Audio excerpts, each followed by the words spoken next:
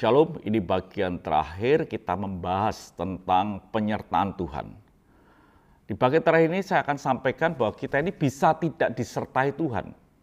Hidup kita ini bisa tidak disertai Tuhan kalau kita ini keluar dari firman-Nya. Kalau Tuhan suruh langkah kita ke kiri, lalu kita ke kanan, maka kita ini tidak di jalur Tuhan dan kita tidak disertai Tuhan. Walaupun janji Tuhan menyertai kita seumur hidup kita, itu artinya kalau kita ada di jalur dan rencana Tuhan. Kalau kita ini ada di luar firman Tuhan, maka kita sedang melangkah tidak sesuai dengan kehendak Tuhan. Dan kalau kita tidak sesuai dengan kehendak Tuhan, kita ini tidak berhadapan dengan musuh kita. Yang adalah kita ini sedang musuh kita ada di belakang kita. Jadi kalau kita ini berjalan dalam firman Tuhan, musuh kita di depan kita. Tapi kalau kita hidup tidak dalam firman Tuhan, musuh ini ada di belakang kita. Dan kalau musuh di belakang kita, artinya kita ini dikejar oleh musuh kita. Dikatakan dalam firman Tuhan, Mazmur 7 ayat yang kelima, maka musuh kiranya mengejar aku sampai menangkap aku, dan menginjak-injak hidupku ke tanah, dan menaruh kemuliaanku ke dalam debu.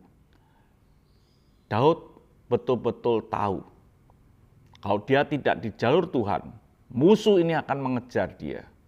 Dan kalau musuh mengejar dia, dikatakan musuh sampai menangkap aku. Musuh ini kalau sudah mengejar kita, itu tidak berhenti sampai menangkap kita.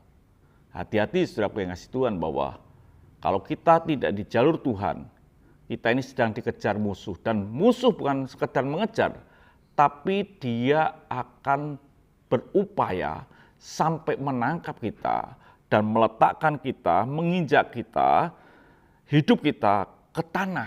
Artinya kita tidak akan berarti lagi. Kita betul-betul hancur kalau kita keluar di jalur Tuhan. Dan biarlah hidup kita ini hidup yang ada di jalur Tuhan. Supaya kita boleh berhadapan dengan musuh kita.